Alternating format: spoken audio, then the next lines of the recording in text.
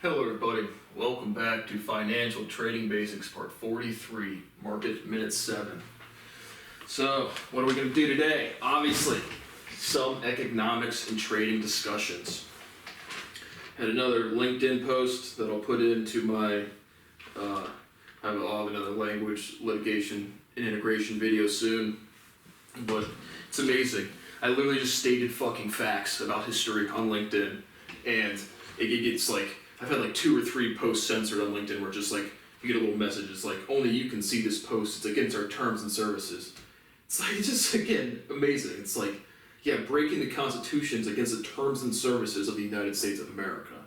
But it's not the actual statement of crime that's the problem. It's posting about it online with words that are true, that are scary to, again, some fat, worthless bitch who's probably like 35 and offended by social justice. So it's just like, the actual crime, torturing another human being for 20 years because they're so stupid and incompetent and selfish and primitive, is not the problem, which is still going on. It's posting about it on LinkedIn. So we'll talk more about that on a language episode. But just a lot of financial talking points and current events. There's another draft pick, Ann Barry. I see her on this regular CNBC contributor. Well, not super regular, but every now and again I see her. She would definitely get drafted. She's British, and conversely to the Canadians, if you say extraordinary, you actually automatically sound like 3,000 IQ points smarter. So if you say extraordinary, I'm like, wow, that's really awesome. That's wow. So, but Ann Barry, yep, she would definitely get drafted.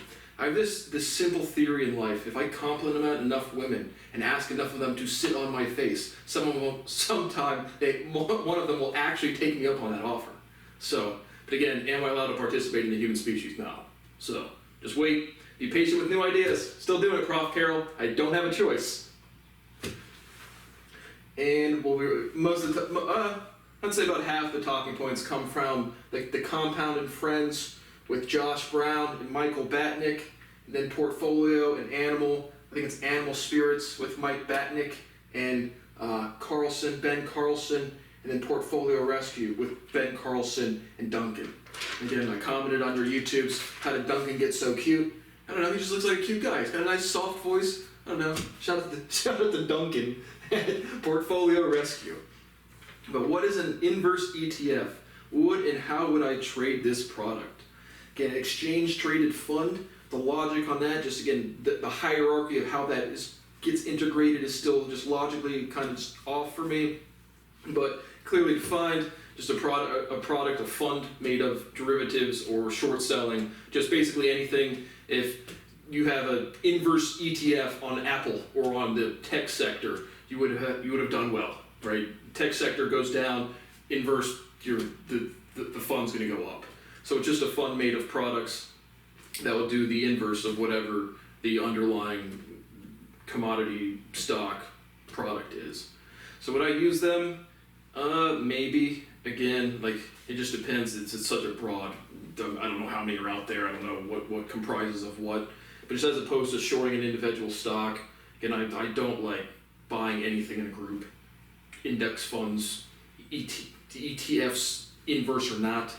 So maybe I would say 20% might use an inverse ETF, just if, again, depending on what it's comprised of, and again, how convinced I am. Like if there was an inverse ETF on Tesla, Rivian, and Lucid, I would have done that, as opposed to just shorting the individual stocks. I don't understand. I'm not sure exactly why. Maybe just price. If you can't afford to have an open short on Tesla, then maybe there's a product that would make that trade viable. Again, reviewing stable coins and terrorist collapse. Again, cryptocurrency, right? Currency is representative. It used to be representative of physical objects. Now it's just representative of value. And so the word stable coin is completely obsolete and irrelevant to any financial conversations. Not exactly even sure what Terra is. But terrorist collapse, again, went from whatever Terra Luna, like I don't even know what the products are. You have a blockchain, we've covered that in depth, and it's a data set that's public ledger. So when you have a stable coin, it doesn't mean anything. And currency is currency. We already live in a virtual currency environment. So, just Luna to US dollar, again, clearly my point is stable is completely obsolete for financial conversations. It means logically nothing. Any cryptocurrency is a public ledger of data. That's what they all are. And the currency we have right now is just paper. It's worse. It's the same thing. It's just digits on a screen. And so again, we've covered that in depth. Tracking the ruble. McDonald's to permanently leave Russia. What do I think about that? As strictly as a business deal. I guess they clearly see it as irrelevant because if you want an extra $3 billion of corporate profit versus some social move, even if it works or doesn't work. I mean, it's not like an extra. If the McDonald's shareholder or board has $3 billion instead of $4 billion, I don't really think that's going to move the needle in terms of financial goals. But pretty irrelevant. Obviously, they're going to lose business in Russia, but no real opinion on that. Again, the ruble. Again, I told you when I'd buy it, probably around 0.0092, which wouldn't even been close to the bottom. But again, just to try, I think it got all the way down paired to US dollars. So what did it get down to? It got down to about 0.75. And right now today it's at 0.016. So it would have been a very good trade. Again, Russia wasn't going anywhere, and geopolitics aside, it would have been a good trade. But I don't know if any custodians would hold the ruble for you. JetBlue has a hostile takeover bid for Spirit Airlines. I didn't see the deal close. I don't think it will. I think this has happened multiple times. It seems like just JetBlue making offers for Spirit Airlines, and it seems like the analysts that follow the companies are no chance this shit happens. What I think about hostile bids, it's kind of aggressive terminology for an open market. If you put your shit out there and say you can buy it here and someone buys it, it's well. So I don't know, it's just a word. There are 2 open jobs per unemployed person versus my life, LOL. Yet we're in the stock market's going down, inflation's going up, but there's 2 open jobs per unemployed person. I am the most skilled labor that has ever existed. And I do how many podcasts do I do?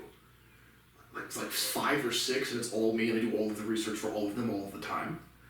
So I think my skill set's pretty fantastic. Even like I said, running a house, I'm so efficient at cooking, cleaning, laundry, just shit like that. I don't, basically besides drawing, architecture, I don't really know a skill set I don't have to some extent. I'm sure there's some out there, but I'm talking for two open jobs per unemployed person. How many huge worthless fucks right now are getting tremendous consulting fees, or lawyers are charging exorbitant fees, or somebody at the doctor's office for their skilled labor is charging somebody $1,000 for a 5-minute ER visit. It's what a privilege. What a privilege it is to be able to have a job, start a family, and fit into this species. Yeah, I can't do anything to join the workforce. I've been offering, genuinely open to investments under $500,000 for the past 8 months. Post about that on LinkedIn. Again, probably over the past 3 years being open to investments, I've probably gotten pitched maybe 5 times, maybe 6 times, invested in one, the bar and restaurant. But again, I'm scapegoated so bad, I'm trying to invest in other people's businesses and projects so I can make money. I can't even make money that way. Which is, again, there was no way for me to participate in this species. But 2 open jobs per unemployed person, what a privilege. Oh, and then COVID comes, and you just destroyed our lives. No, just have some skills. But even if you have skills, you get scapegoated, it doesn't matter. Musk questions the validity of Twitter user count. Says the deal isn't off, but it's at a lower price, and that was some days ago, and then a couple days past that, the deal can't move forward. And now, what do I think about that? Again, not much more new, but again, a breakup fee. That's interesting, $1 billion breakup fee. I guess, if you sign some contract, it is what it is. Nice. Again, but that's still not the structure of all sentences. That's still not real, except it is. But, I don't know. Do I think it will I don't know where Twitter's at. It definitely had declined from the 54.20 area, but if just total guess, do I think the deal will go through? Yes, I think it will. Just total guess. 55% confidence level. Tell Ohio fraud prevention sucks dick. Nintendo and my gym membership. So I have a Nintendo Switch. It's a whopping $25 for a year to play online, which I probably have done a couple times. But so I get it, and it's the same PayPal account, same credit card, debit card, and it charges it. Fraud prevention calls me, and it's like, did you use this? Did you authorize this charge? And then it reads it twice. So I'm not sure if it double charged, but then I look at my statement and it only says it charged once. So I click yes. So then it goes through fine.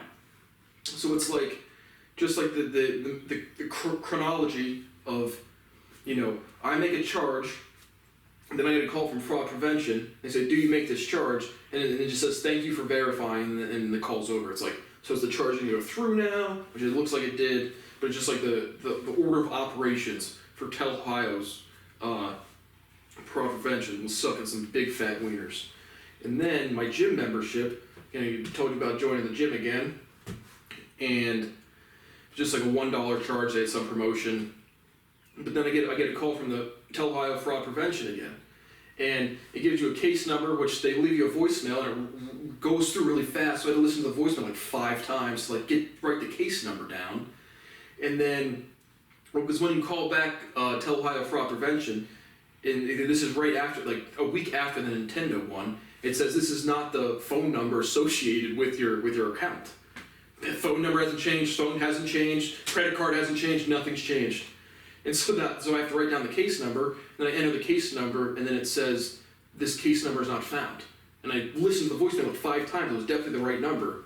So I don't know if it resolved somehow, if it was it somehow got verified as not fraudulent, so then the case number didn't exist.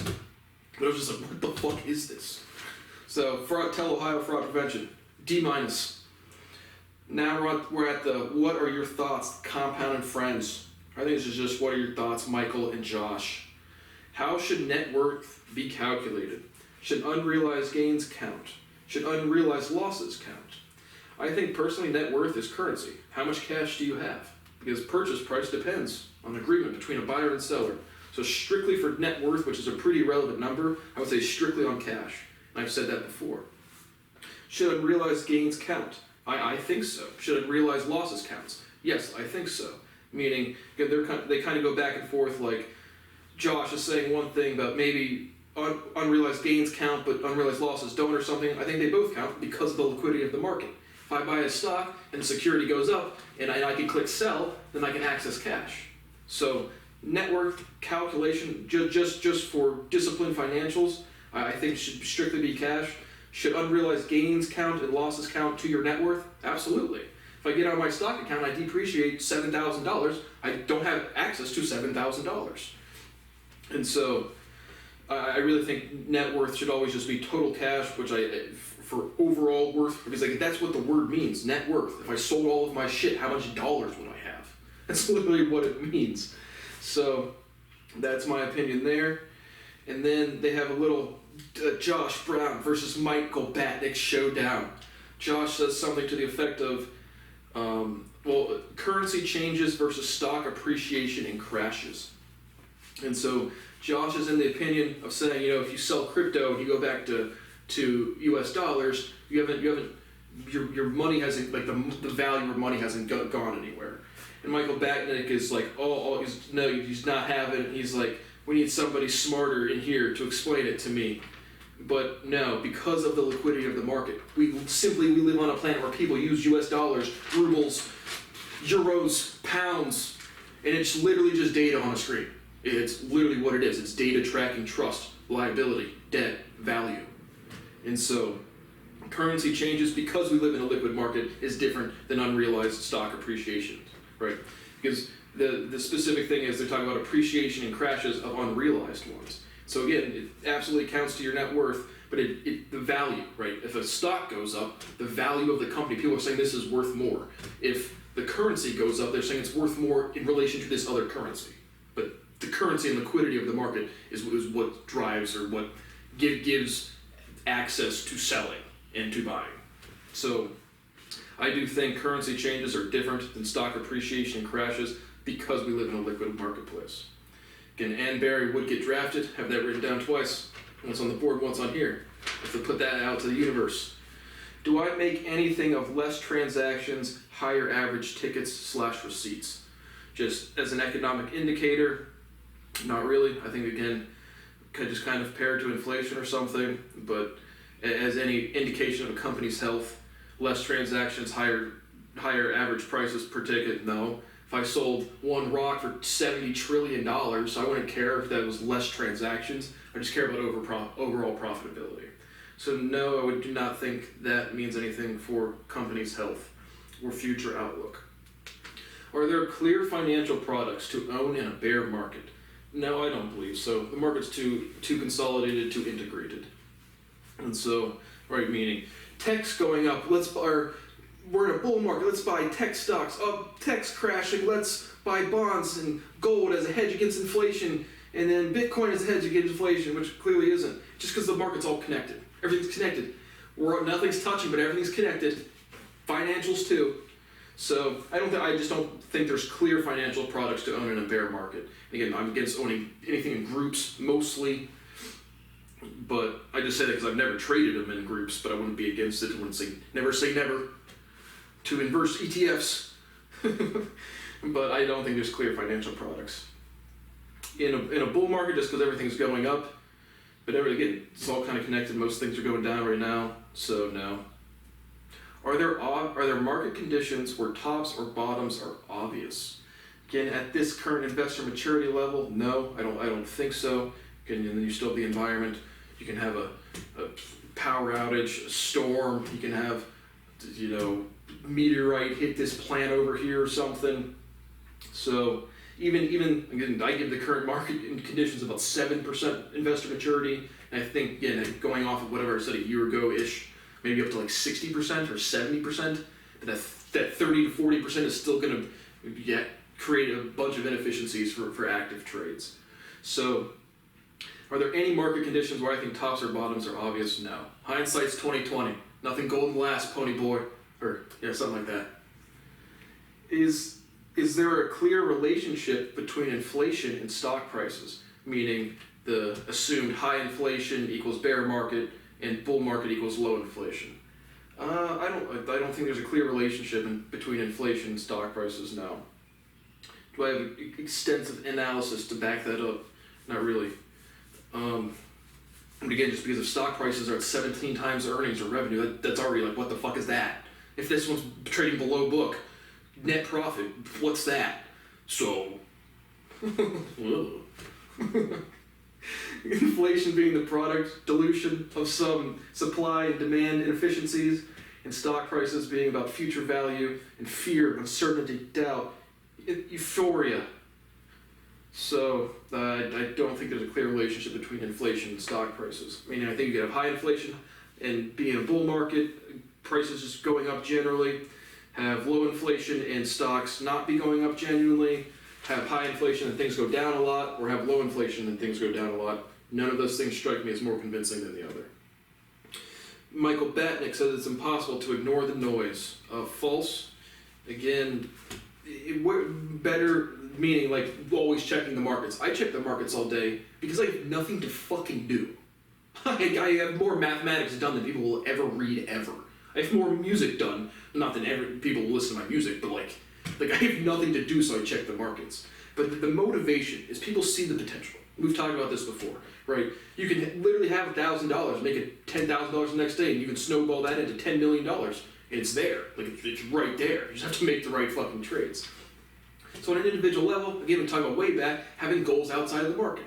I'm going to have a home and cash. I'm going to be able to upgrade my car, have a good, decent amount of savings, still don't have constitutional rights, hopefully being on some income from the bar and restaurant by summertime. And so it's like, do I care to make another? Again, I'm owed a fuck ton of money, and I can't start my career, but it's like what other goals do I have? And it's because I'm already so developed in my music, all of these podcasts, all of the things I do, like I said, the equipment I need for my hobbies is already paid for. So, I'll upgrade, I'll get a Mac desktop and maybe another camera or something. But it's like, when people it's impossible to ignore the noise. It's the immature investors, again, not calling you pathetic, which everyone's fucking pathetic, but it's the immature investor paired with the true potential of the marketplace that you're saying, like, if I can just get this done in like 5 years, then you can have infinite, retire with 25, 50 million bucks. And so that's really where the impossibility to ignore the noise is. But sure, it's possible. Just invest same old shit, invest what you can afford to lose, don't be overextended, and have goals outside of the fucking market that is specific to your profits in the market. And so I've executed that to a T without constitutional rights. I can't go make new money. There is nothing I can do to fit into the species to get paid something. Literally. That's, hey FBI, hey academics, hey everybody. Like right now. Sick. It's my money. It's my fucking money. Levered is leveraged. Let's use the words that are real, guys. Levered. A lever is a fulcrum, right? My knee is acting, this paper is acting as a lever on my knee. Leveraged. Margin is leverage. You are leveraged. You're not levered. Oh, is how transitory is the levering, levered.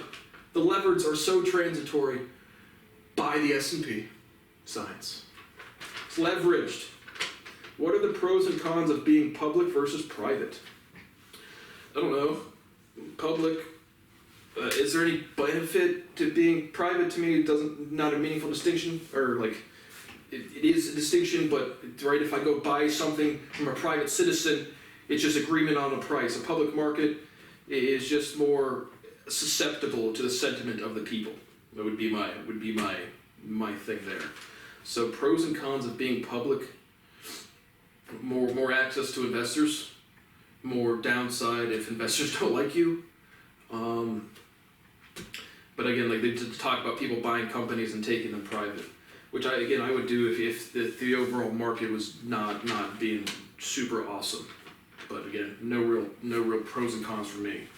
And finally, what do I think about disciplined, structured dollar cost averaging?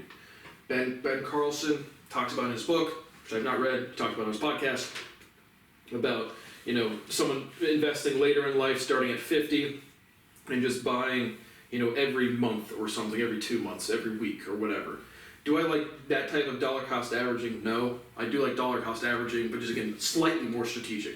Maybe not every single month you buy at this time, but humongous crash today, maybe I buy a little bit more today. So, and again, for me, dollar cost averaging 3 to 5 in terms of, again, swing trades, looking for things, inevitable trades over 1, 2, 3, 5 years.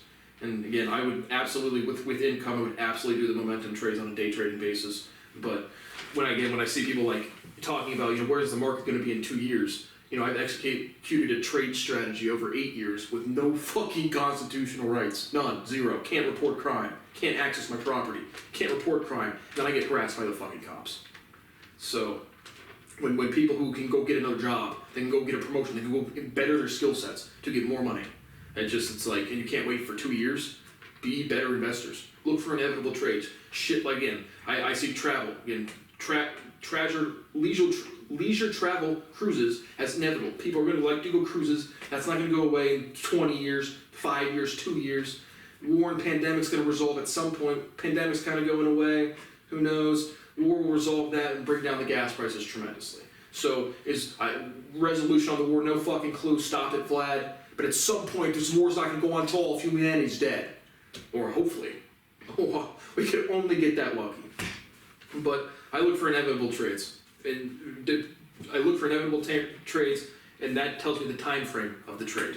And then that tells me when I'm going to cost average into the trade.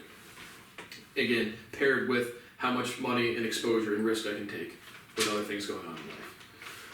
So there you have it. Those are my financial trading basics, my market minute 7 for May 19th, 2022. And Ann Barry, if you're single, give me a call.